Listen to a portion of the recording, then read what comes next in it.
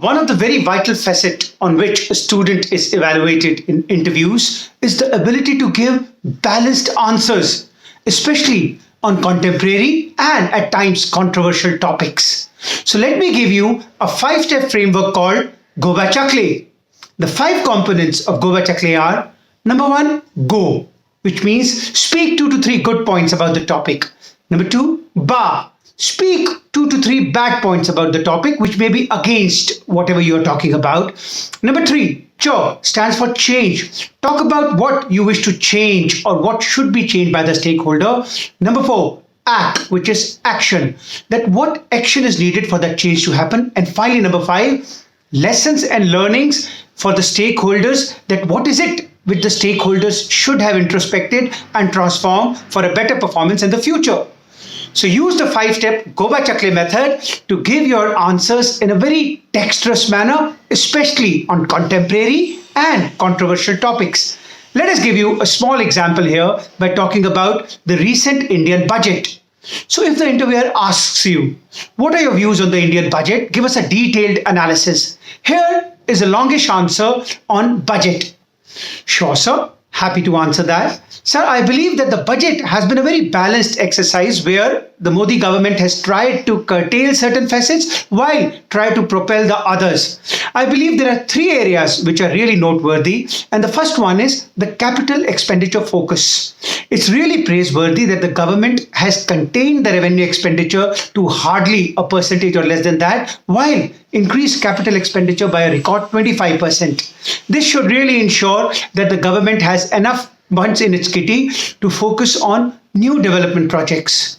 The second noteworthy area is related to the infrastructure push. The specific thrust given to the Gati Shakti mission will ensure that various different infrastructure means such as railways, waterways, roadways, airways can now be integrated, and therefore end-to-end connectivity would lead to logistic cost saving for our country. And the third thing which really deserves praise is the digital focus.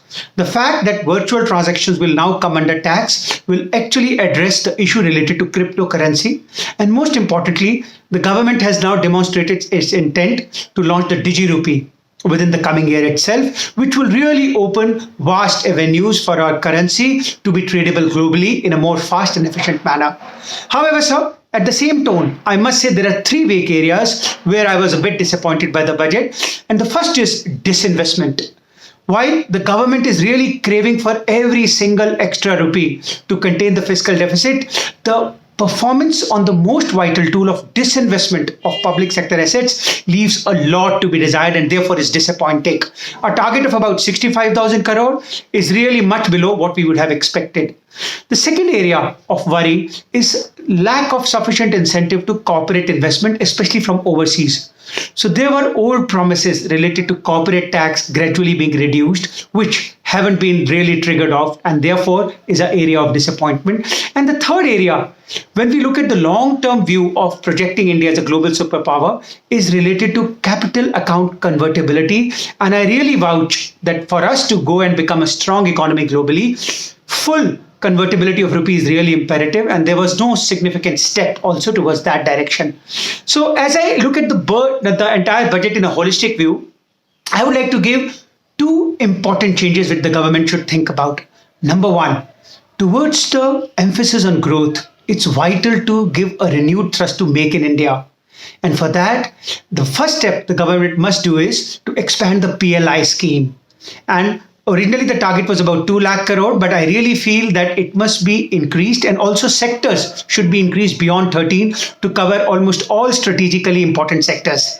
The second area which the government should be paying great focus is towards incentivizing income growth in the rural and the underprivileged sections, for which it may be important to give certain bolstering support to incentivizing schemes and skill building schemes. On an overall basis, I really feel that the budget is a very holistic effort.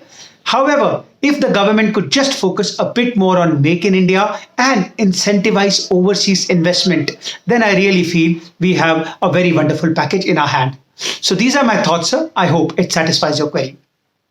So use this approach of GOBACHACLE to give balanced answers. However, there is one caveat. Please remember that GOBACHACLE should be used on topics where the view is debatable. So you could argue both ways with a fair amount of certainty, and therefore there are good points and bad points too.